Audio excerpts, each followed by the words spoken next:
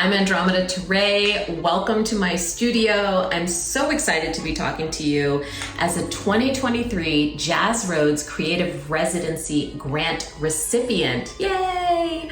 This grant is funded by the Doris Duke Foundation with additional support from the Andrew W. Mellon Foundation. I am truly honored to be one of this year's recipients.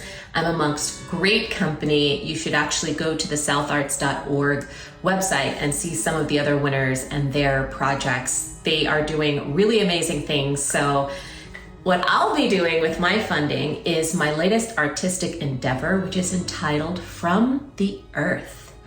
From the Earth is a jazz suite that I am composing, rehearsing, and recording with this grant support. And it was really inspired by looking at climate change with more of a human rights lens. I have a background both in jazz, obviously, in composing and in singing. I also play percussion, but I'm also a Cornell University certified diversity, equity, inclusion practitioner. And I'm also a mom, and I really care about our environment and what's happening. But at the same time, I also know that right here in America, which is where the project is focused, that the people that are suffering from the most persistent harm due to climate change right now are BIPOC, Black, Indigenous, and people of color. So I really wanted to look at their communities and talk to their communities and elevate their voices, because when you look at the broad spectrum of climate change activism, their voices are often missing. So one of the goals is to elevate their voices and their experience through this works, and also just tie in the different aspects of my history and who I am as a person, which is a combination of music and activism. My artistic ethos has always been to create immersive experiences that help audience members to access new levels of awareness or levels of consciousness. So this is sort of a beautiful connection and extension of that, because we're taking something that people are already aware of, which is climate change, and we're giving a different lens to it.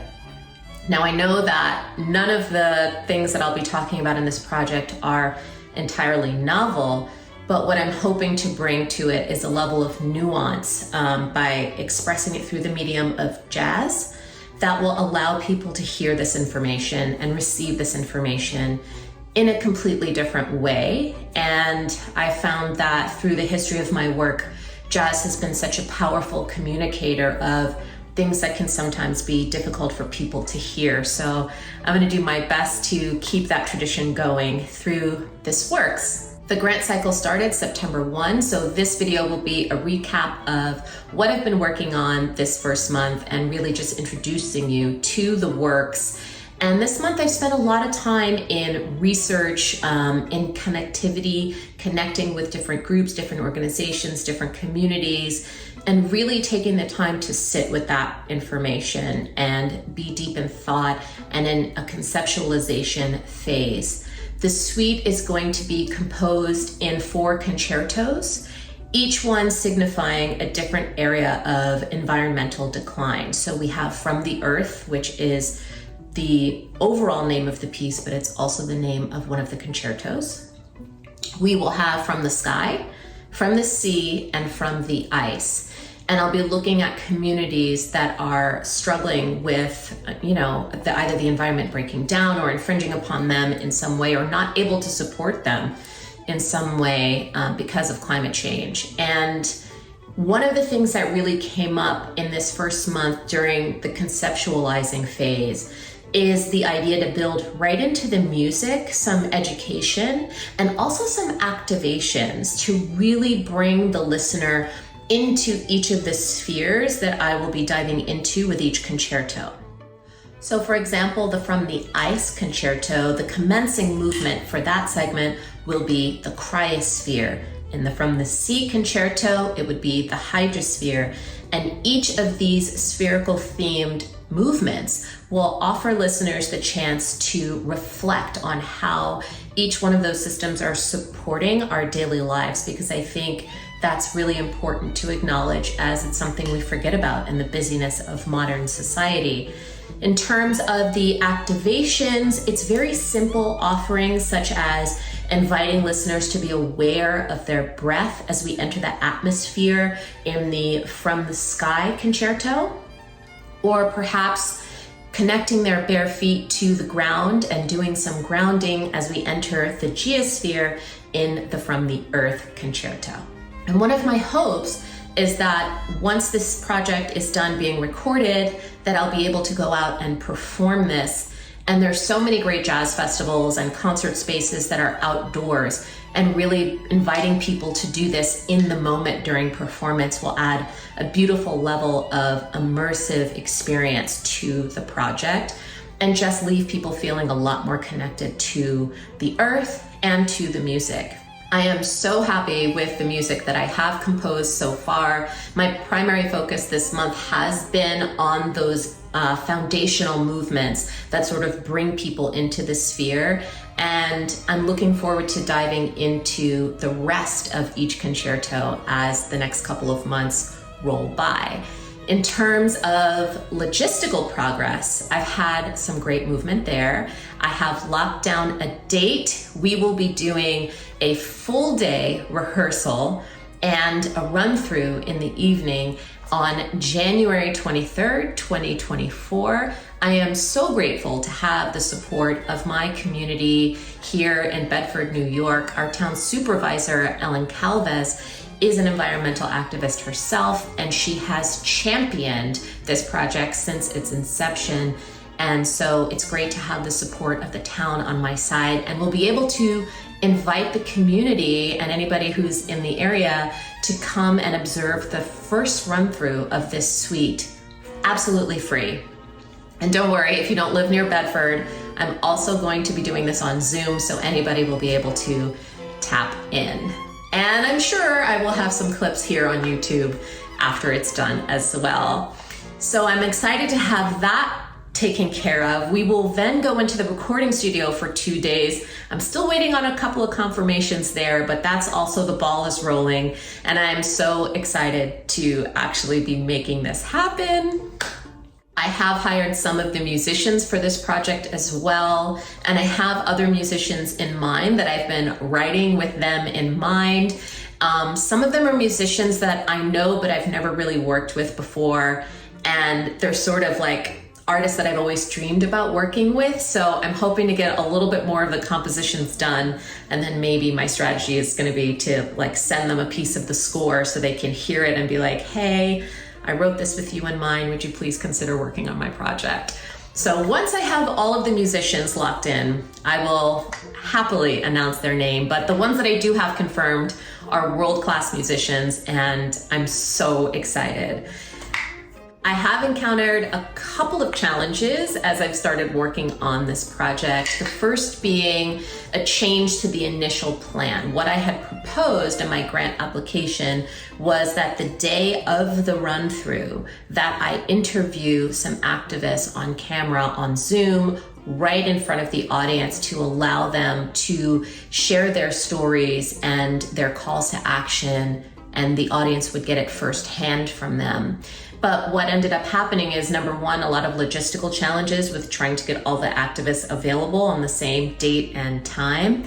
As I've sort of been in this research and development phase this month, really thinking about what each of the concertos musically is going to say, I really knew that I needed to speak to the activists during this phase and not after the fact. And I'll be taking excerpts of their interviews and using them as interludes for the music. So really not waiting until everything is finished being composing and we're like presenting it in a rehearsal and a run through to do that now. So I reached out to South Arts. I spoke with Drew Tucker, and he totally understood and allowed me to make that change to the project. So I was very grateful for the support, but now we're having another challenge. These are not activists that have nonprofit jobs or foundations that are supporting their activism work.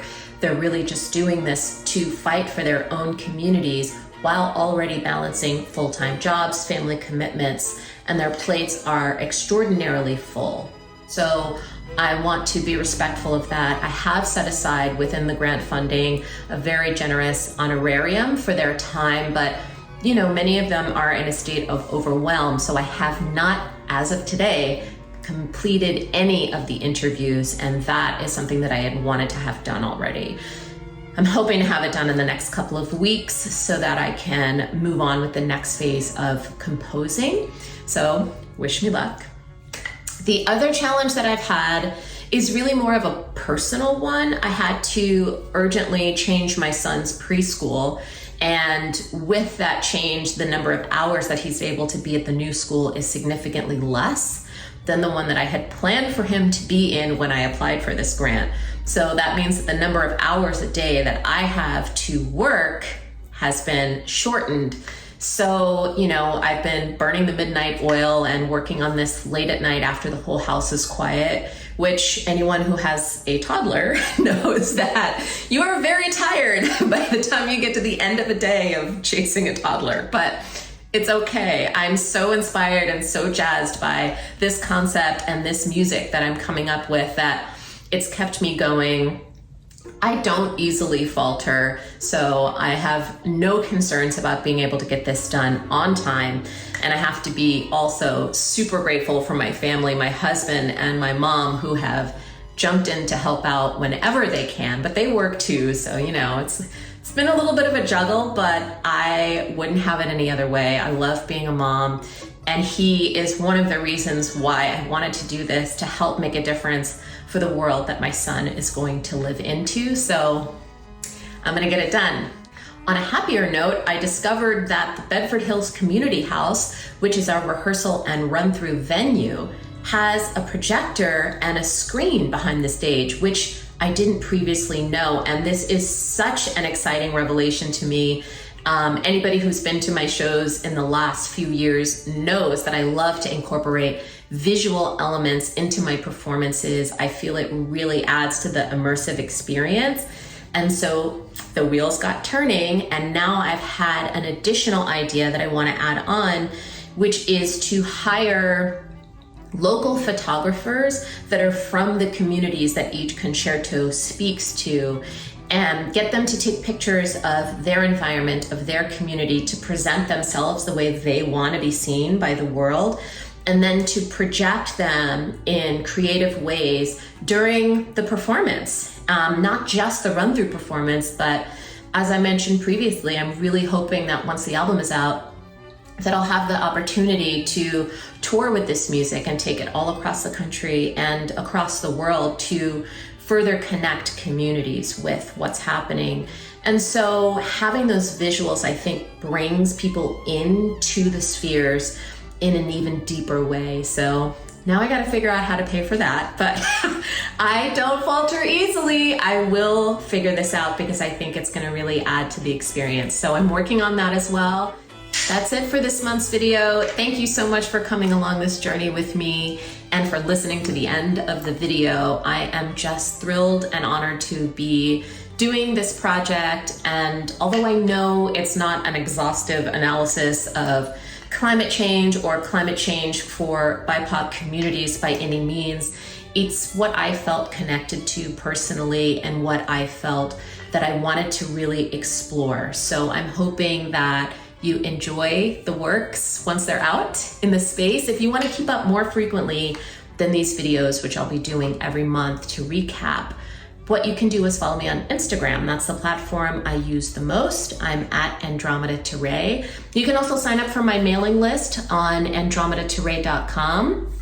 And every Saturday and Sunday, you can find me on SiriusXM Real Jazz, and I'll be playing lots of great jazz music for you. So come hang. I'm gonna get back to writing. I don't know, hug a tree. Bye.